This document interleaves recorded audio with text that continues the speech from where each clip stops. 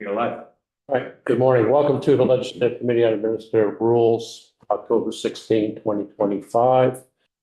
We have 4 rules on the agenda today. That will go fairly efficiently today. But before we get started, we'll do introductions and we'll start to my left here. Damian Leonard from the Office of Legislative Counsel. Senator Scott Beck, Caledonia District. Senator Seth Blumberg from the Bennington District. Representative Trevor Squirrel, Underhill and Jericho, and online, Rob. Can't hear you, Rob. Can't hear you. And Rob Plunkett, Bennington Senate District. Larry? Larry Sadkowitz, representative from Randolph. And Mark Higley, representative from the Orleans Lamoille District. And supporting our committee today? Emery Mathias, outgoing committee assistant. Should be our new committee assistant, right? The new old. That's right. Welcome back. Okay, first on the agenda are the minutes from August 7, 2025. Accept the motion. Okay, we have a motion to approve. Any discussion? All those in favor, please say aye. Aye. Aye. Opposed? Okay, thank you very much. All right, first up today, as far as rules go, we have 25 B22, 2025 Vermont Fire and Building Safety Code. We have 2 people on the list here: Landon Wheeler, Deputy Director, Division of Fire Safety, Department of Public Safety, and Ben Moffett, Regional Manager, Waterbury Regional Office of Public Safety. I don't know if one or both of you, you're welcome to both come up here if you want to. Yeah, okay.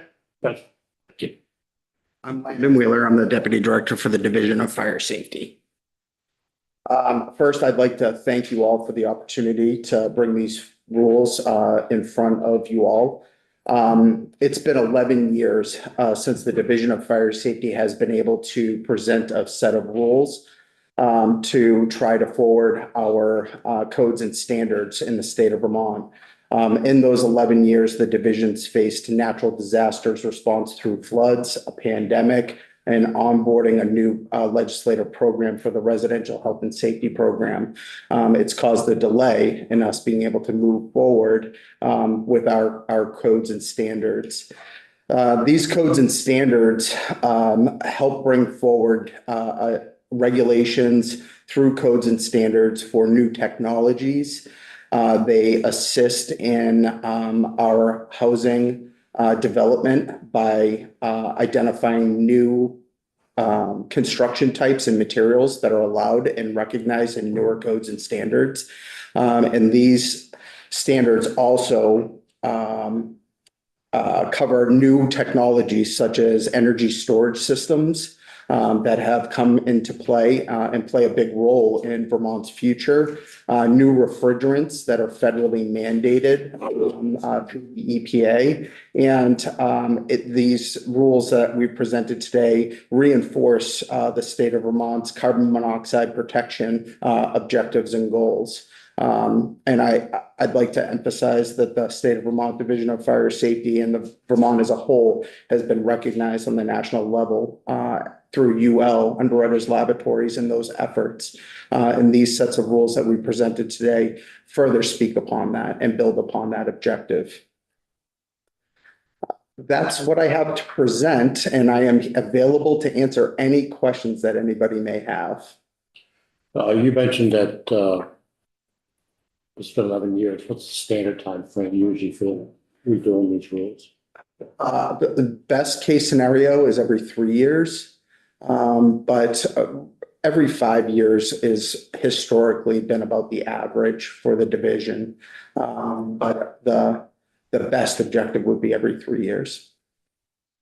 The other thing I'm curious about is there an can you speak to any interaction that occurs between what you do and creation of these rules and the RB standards and things like that?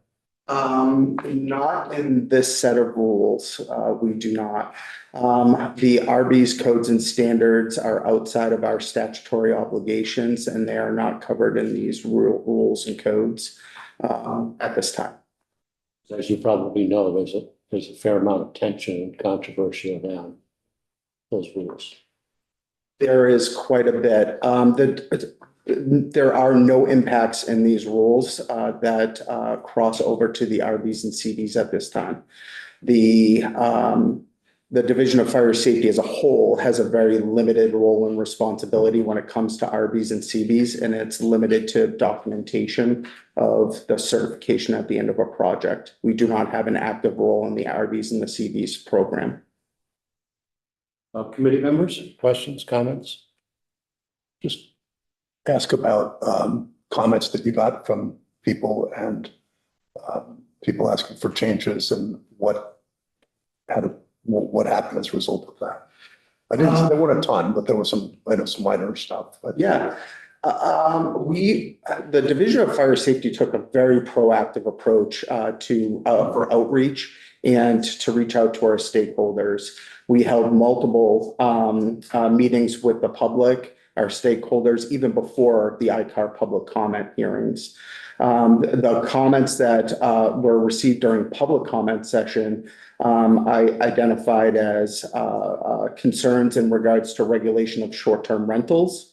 The Division of Fire Safety has not had any significant changes in our codes and standards from our previous rules that were adopted, and we plan to move forward with that status quo because we believe it provides a reasonable level of safety within the state. That was researched. Rebuttals were provided to all of our commenters, and factual information was provided to support our position for each one of those short-term rentals. We also had some clarification items were comments, which did change some of our positions in regards to wording and to clarify things within our rules. The most substantial changes to our rules are really identified through the rulemaking process, and they weren't driven by comment. We didn't have a significant amount of request for changes in our path. Some of the items that we did receive in public comment were housing related, and they were more explanatory to why we made specific choices. An example of that is we've made a change in our rules from the nationally adopted codes and standards to allow a single exit building up to 4 stories in height that's protected with a sprinkler system. But instead of only 4 units being allowed per story, we allow 6 units per story. And that was an effort to find a reasonable balance between what we feel is safe and research proves that's safe and the end result. All of the public comments that we received did receive a formal rebuttal or a formal response. Response. Yes, Response is probably the word. it is. Yes. Okay. Also, other members? Do I have a motion?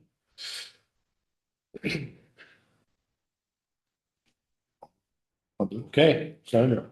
Longo. Yes, I'll move the adoption of 225 PO 22. Okay, we have a motion to approve Rule 2522, Division of Fire Safety 2025, Vermont Fire and Building Safety Code. Any additional discussion? Seeing none, all those in favor, please say aye. Aye. Aye. Opposed? Okay, thank you very much. Thank you all very much.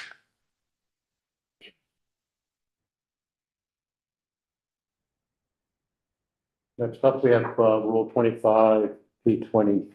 It says 2023 Vermont Electrical Safety Rules on here, but I think it's 2025.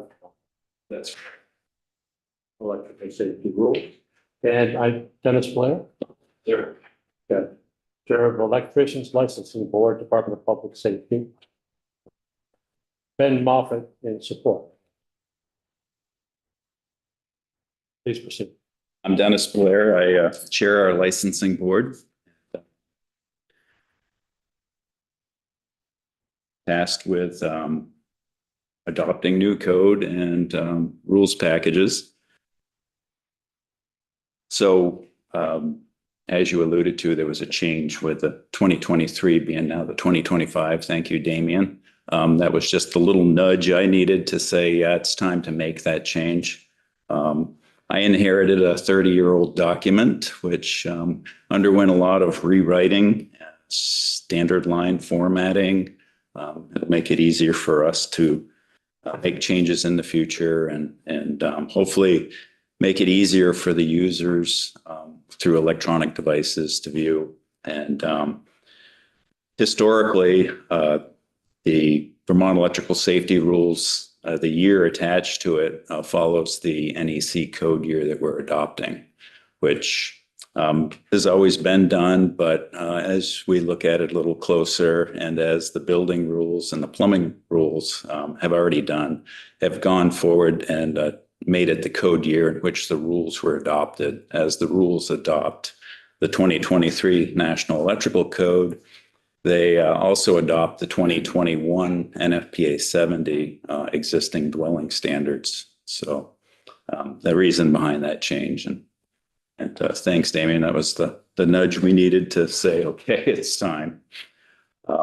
So our rules this year, we look to clarify and expand more on the information that's provided in the rules package.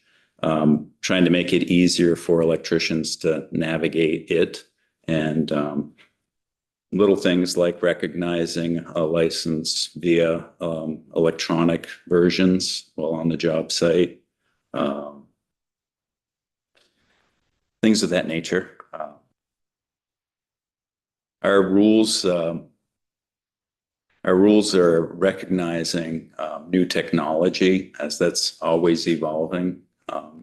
They also closer align us with our apprenticeship programs and our reciprocal agreements with other states through licensure. So by moving this package forward, it'll help streamline and pull all those things into alignment. Our rules package always also goes through the processes and offers guidance through permits and how to obtain a license and what, if any, enforcement or disciplinary procedures need to be taken.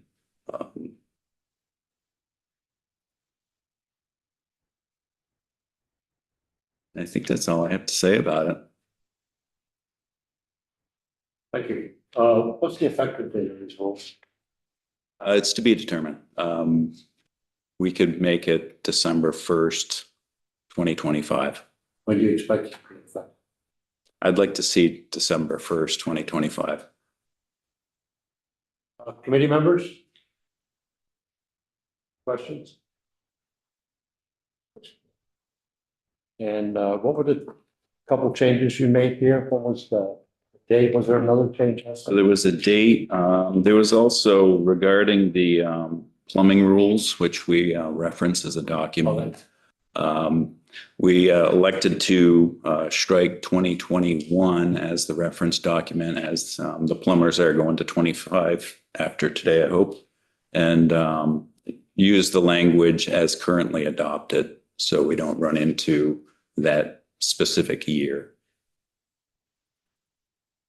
So on the effective date, if I may, under the statute, the rules would take effect 15 days after adoption, unless you specify a later date in the text. So we would have to propose the December 1st effective date, or you can just take effect 15 days after adoption automatically if that's acceptable. So just wanted to put that out there. Okay. It's ultimately up to you and the committee as to which one you prefer. Well, it's really up to them, right? Because Yeah. the default will be what you said. Yeah, default would be 15 days. So if you filed the final rule for adoption, say next week, it would just be a little over 2 weeks after that. Yep. We're ready for that. We've been ready for 3 years now, as we try to adopt the new electrical code is rewritten every 3 years, and we try to keep pace with that. As Landon stated, there was a lot of things that got in the way of adopting new code this last 3-year cycle, and it impacted everybody. So I hope to see everybody within a year to 18 months this next time around, as the 26 is now being released. So. Okay. We have a motion, seeing no other questions.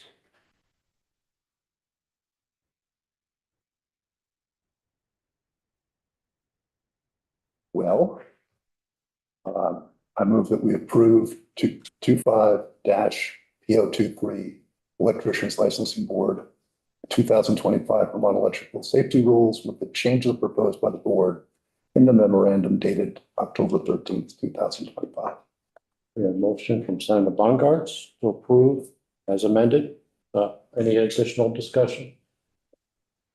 Seeing none, all those in favor, please say aye. Aye. Aye. Anyone opposed? Okay, thank you very much. Yeah.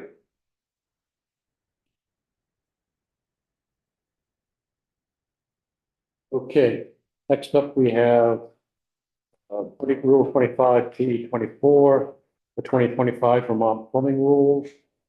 And John Hammer, Chair of Vermont Plumbers Examining Board, Department of Public Safety.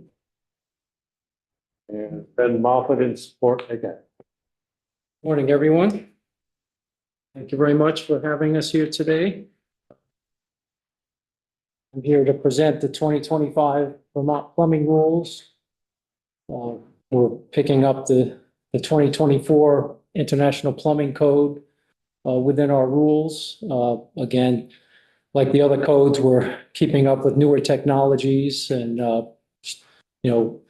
seems like the technologies change so fast, these days, that you got to really keep on top of them. So we also, what we did with our rule package, we tried to, when we talk to plumbers out there, and a lot of times they have questions, and so we try to make it a little more easy to understand for the plumbers, so we get less questions.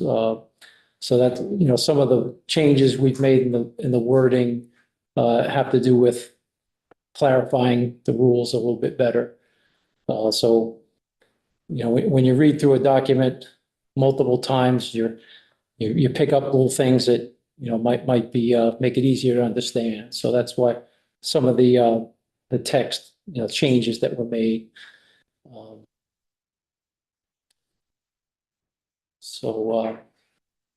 The plumbing rules are fairly simple compared to some of the other rules that, especially the fire and building safety code is huge compared to the plumbing. So I'll leave that open for questions, if anyone has any questions on it. Committee members, any questions?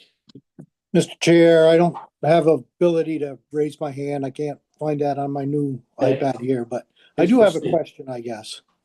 Go ahead.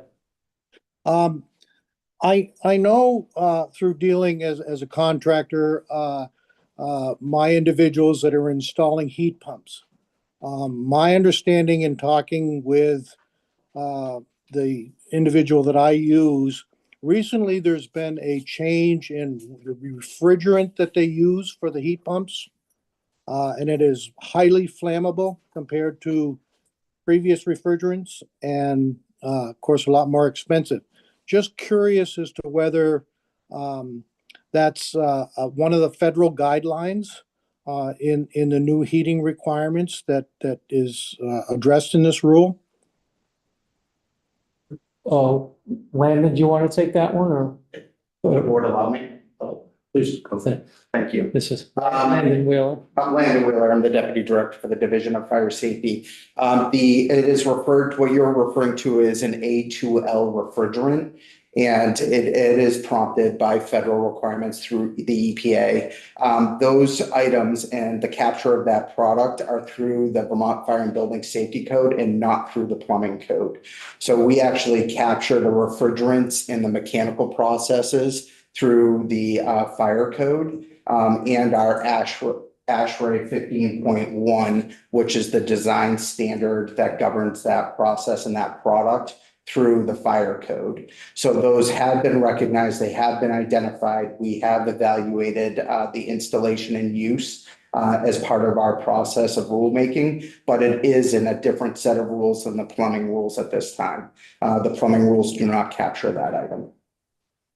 Okay, thank you for that. Thank you, Again, hopefully, well, I guess another question is, will the folks that have these new systems installed understand, and is there a safety mechanism regarding this more highly flammable refrigerant?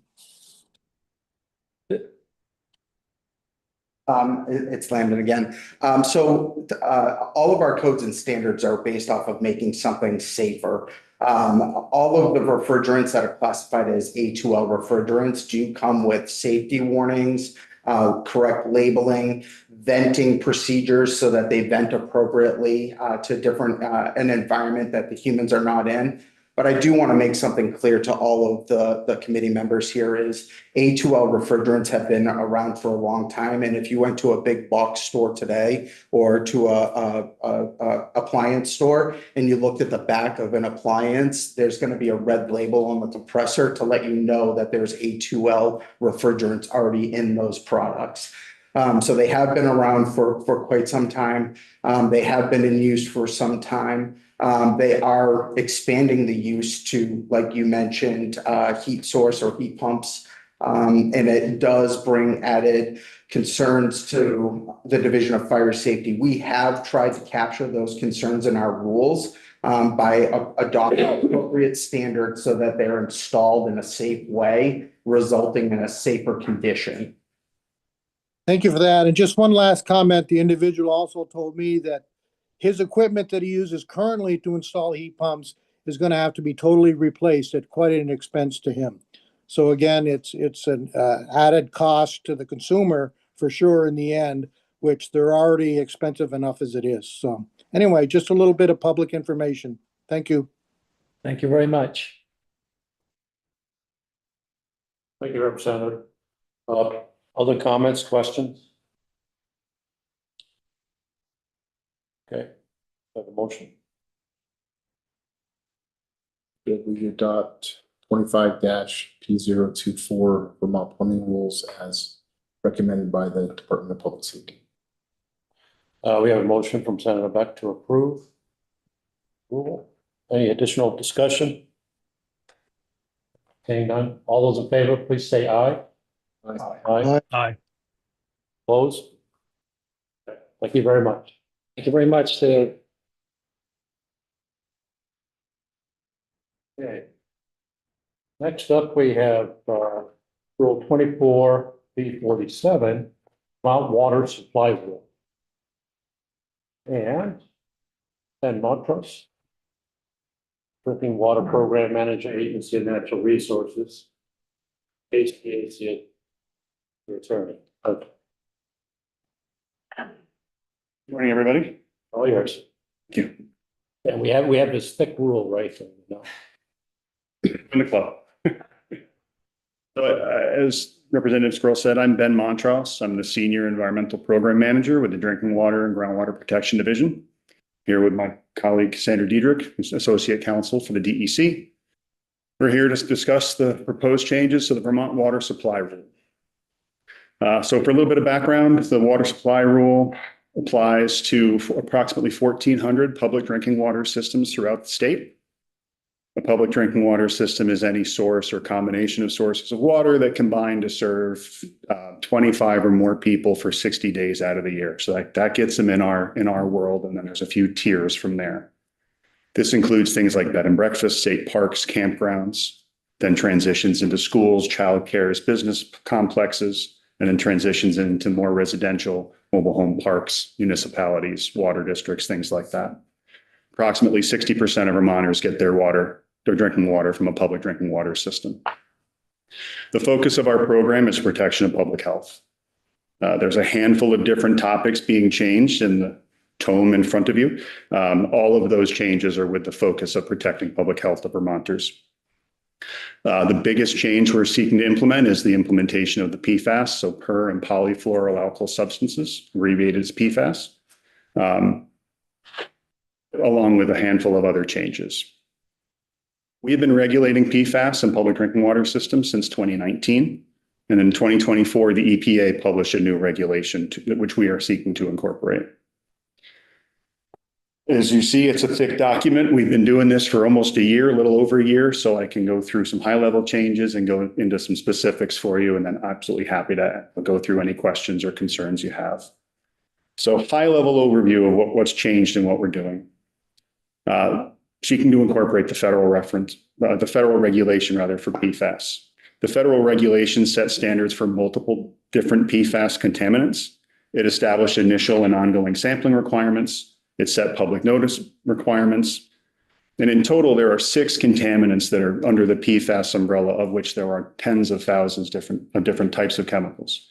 There's 6 contaminants being regulated. PFOA and PFOS are probably the most common and the most familiar, but also PFH-XS, PFNA, HFPODA, and then EPA has introduced what they're calling a hazard index, which is basically a calculation of the mixture and the risk of mixture of a few of those different chemicals. So given our head start, since we've been regulating since 2019, we're years ahead of most other states.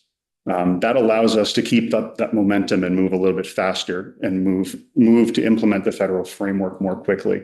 And one of the major reasons for that is because we have considerable federal funding available now that expires at the end of 2027. So seeking to really strike while the iron's hot and help as many systems as we can with that federal funding. That said, while we are looking to move briskly and move through this, we are also allowing some flexibility on a case-by-case and system-by-system basis to implement some extensions up to the federal maximum timeline for systems to address PFAS. We understand we're a small state. We can get out competed with supply chain. We can have issues with contractors. We're taking that into account within the rule, where if the systems have done everything they can to get their permits and have a plan, they just can't physically get things into Vermont to do this, then we can take that under consideration and grant extensions. What we're proposing allows us to have a clean transition between the state rule and the federal rule. We don't want to have some sort of messy hybrid. We're really looking to kind of shut the lights on the current rule and open a new chapter with the next rule. We're ready to move forward with that for most systems. Because we have that data, we're ready to implement the treatment and working on the design and installation currently. So we're looking to just keep that moving. In addition to the standard setting and sampling framework, the PFAS treatment techniques and treatment equipment specifications needed to be updated. And that's something we have to do. The federal regulation does not get into how to develop treatment to address PFAS. That's on us. So we spend a lot of time going through considerations, and that's mostly what the evolution of this rule over the last year has been because of the treatment specifications. Not all about PFAS. There's some non-PFAS changes that we're also seeking to implement. We're adopting the EPA's Consumer Confidence Report requirements. That's an annual report that is sent to system users. It's like a snapshot of the previous year. Sample data, compliance information, ongoing issues, things like that, so that users have awareness of what's going on in their water system. We're also looking to update the way we regulate bottled water. We regulate bottled water both from sources that are within the state, which we call domestic, and outside of the state, which we call imported to make it fancy. Seeking to implement changes for that because we actually did a look back last year on our regulations and our practices, and we realized that if we held all of the bottled water producers to the standard written in the rule, which we actually weren't doing, but if we had, it would have meant considerably fewer systems and companies could have sold water in Vermont. So we're basically just relaxing some of those standards without relaxing any of the protections, just to make it easier for facilities to sell in Vermont. We're also formalizing a longstanding approach pertaining to protections in the land uses immediately around a public drinking water source. Those locations are very highly controlled and highly protected because it's expected that if that land becomes contaminated, that will end up in the source. So we really want to leave that property as natural as we can, because if we can eliminate as much potential contamination, that's the goal. And this is land that the water system is either required to own or maintain. This is not dictating what people can do on other property, what the water system can do on their own property around their well. So I'm seeking to have a handful more exclusions there. So the process to get here. When the EPA publishes a regulation, we can adopt it, we can implement our own, but we need to be at least as stringent as a federal regulation. When the EPA published their regulation in 2024, we started addressing how to implement in Vermont. We engaged with stakeholders prior to Lcar, mostly the Green Mountain Water Environment Association, Government Affairs Committee, and the Vermont Rural Water Association, two big industry groups that represent water systems across the state. We got some helpful input from them, helped us to steer the regulation a bit, and then we finalized those changes. And in November of 24, we filed with Lcar and the Secretary of State. Put the draft rule out for public comment. We informed public drinking water systems, industry groups, and consulting engineers, specifically wanting their input on our technical specifications for PFAS treatment. In this process, we were attempting to make PFAS treatment equipment as easy as possible. Which was a pretty big lift. There's industry standards and industry norms, but we're Vermont. We don't fit into a cookie cutter very often. So trying to take big system, big city, big commercial products and scale them to Vermont proved to be pretty difficult. So we were really trying to focus on not overburdening systems, trying to do what we need to make them implement their treatment systems in an efficient and an easy manner. So we proposed a certain type of treatment orientation that would do that. We held two public meetings. One was in hybrid, one was in person. I'm sorry, one was in hybrid, one was fully remotely. And we received public comments on that. In March 2025, following the comments on that first draft, we made a pivot a little bit to see okay, well, this proposal didn't work. We've got some comments. Does it make sense if we kind of go over here as try to bridge two of the main technical concerns in the comments that we received? So that slight pivot allowed us to just see if we could make that work, trying to keep that in mind for the small water systems. Meanwhile, a lot was happening federally. There was a change in the administration. There were multiple lawsuits filed against the EPA on this regulation. There were delays and abeyances on this regulation. So it seemed like we were kind of trying to chase a moving target. In May of this year, EPA also issued a press release stating their intent to continue the regulation of PFOA and PFOS, the two most common compounds, but stated its plan to rescind other standards, including the other four contaminants and that mixture calculation that I spoke of. They also expressed the interest in extending the compliance date from 2029, which was in the rule, to 2031 to give systems more time to comply. It should be noted, EPA hasn't actually done anything about that. They gave us a press release in May. They have not yet taken steps or initiated rulemaking to make any changes yet. In June, we met here to discuss the extension to Lcar, the Lcar filing date, which allows us more time to get our feet under us, to chase that moving target, to look at the different technical specifications and all that. Thank you for that important extension. It really allowed us time to get a firm foundation and be able to provide the document that you have in front of you today. So where we are, because of all these changes and all this movement, instead of incorporating the PFAS regulation by reference, normally we just point to the Code of Federal Regulations. But because that's a moving target, we took that content and rewrote it into our rule. It's the first time we've done that with a federal standard. Normally we point to the CFR and say, everything the EPA says over here is what we need to do. We took that and we wrote it into our state rule. The health effect information published by EPA in support of that 2024 regulation documents that there are health effects at PFAS at very, very, very low levels.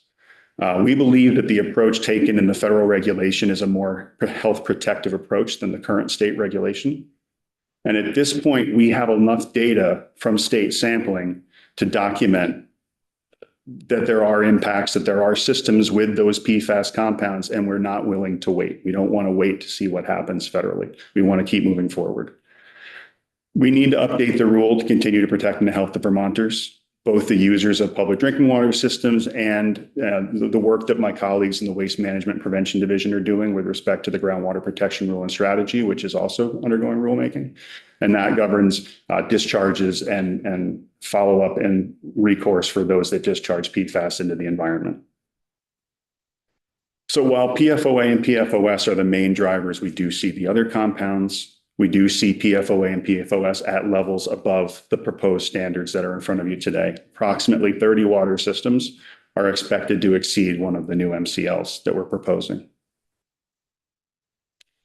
After all of the different proposals and discussions about treatment techniques and treatment approaches and treatment specifications, we decided to comport more with the industry standards with respect to PFAS treatment equipment. We wanted to leave our systems best protected from PFAS, be most available to pivot quickly with respect to the treatment, and also leave the door open to future technology. We figured if we made it easy and almost too easy, we might kind of close the door on some future technology, because as you've seen today, technology is constantly evolving. There's always new technology. So if we're towing the line and doing a little bit more of the standard approach, people are doing research kind of for us with that approach, and we can try to incorporate as other states and other entities are figuring out how to do sampling and troubleshooting and things like that. All of this is super technical. I absolutely appreciate and acknowledge that. I'm happy to go through the progression of the filters and discuss how filters work and details about filtration. I'm happy to go through that information if you would find it helpful. Once we addressed everything that I just talked about, all the rule changes, the formatting changes, the rewriting the rule, the technical specification changes, once we got that all done in August, we went back out for public review and comment. We had a two-week public review and comment period. We received comments back. We have summarized those comments. We have responses generated for all of those comments. You have those all in front of you. We made a small number of changes to the August proposal as part of those response to those comments, mostly being reverting to the technical specifications to the industry standard of design. Also for bottled water, we updated the rule to address PFAS regulation in bottled water. Historically, we have always treated bottled water that comes from within Vermont like it's a Vermont town. We would address and regulate a domestic system as it were what we call a community water system. And then we have the imported, which are similar but a little different. That's how we've always done it. So it kind of made sense in the first proposal to do that. But following comments, it was identified that there was a little bit of a disparity there. So we sought to make the all bottled water regulation with respect to PFAS the same, so that when you go into the grocery store and on those shelves, they're regulated to the same standards. So that was one of the bigger tweaks that we made to the rule following the August comments. And then recent comments, following receipt of comments from Legislative Council, we made some updates with respect to the way we define things. Just it doesn't have an actual effect, and it wasn't confusing out in the regulated world, but absolutely flagged issues where we just this and this and this, and it was a little broken with respect to how we define certain types of water systems. So we made that change throughout the rule. And then I had the realization that when we started by adopting by reference and pointing to the CFR, but then we took that content in, that I missed something. There was a citation outside of the PFAS regulation and some of the definitions. So we put those in. So that's, we submitted a memo, I believe last Monday, to you with those additional small changes. And here we are, hoping this goes through, and happy to answer any questions you have. It's to the best of my ability. Happy to go through any of the technical stuff as you see fit or necessary. Thank you. Appreciate that. Going back to your October 10 response to Ledge Council's questions and comments, can you speak to the issue around land use and source isolation zones? Sure. Yes. So community and non-transient, non-community systems. So basically what you think of as a town water, and then a non-transient, non-community water system is something that serves the same people for at least 6 months who don't live there. So schools, daycares, office parks. Those systems are required to own or maintain the 200-foot radius around their well. there's a list of a dozen plus things of prohibited activities in that zone that they cannot do.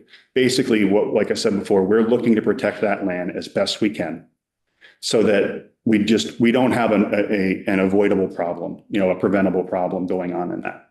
If something is in that area and it contaminates or leaks, so we're getting a lot of questions about solar, about renewable energy, and about batteries. We're all for that. We absolutely want that to happen, but we would love for that to happen outside of that 200-foot zone, because if there is a leak with the batteries, we've got, toxic heavy metals and things like that that could get into the ground, that could get into the well, and that's a preventable issue. There's a bit of a catch-all at the bottom of any other activity that the secretary feels could be counter to public health protection, something along those lines. We've been doing this for many years, for multiple years. We just decided we were getting an increasing number of questions about that activity. So we decided to just blanketly state that we just would prefer for that activity to not happen in the 200-foot radius. Prefer or mandate? I'm sorry. Yes, we are requiring that not happen within the 200-foot radius. Thank you. Committee members, other questions?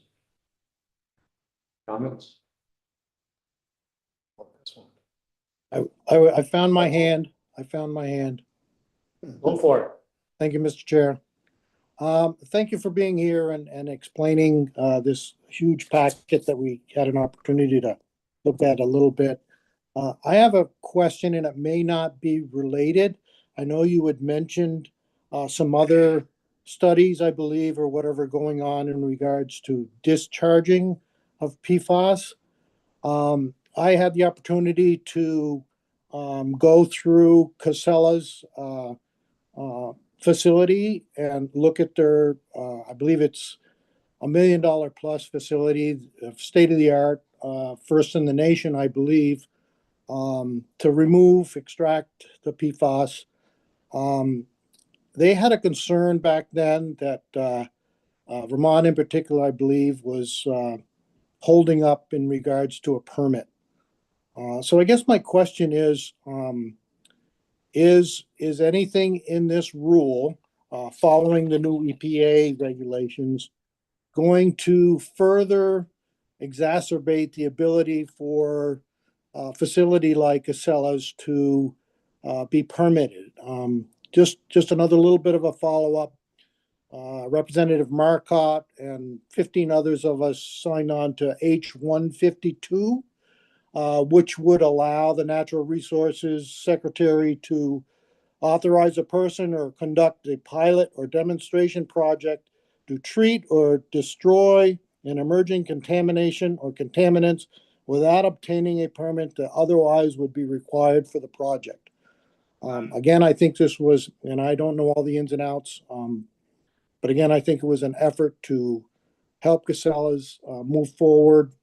So again, I guess overall, any issues with what we're signing on to here in regards to increased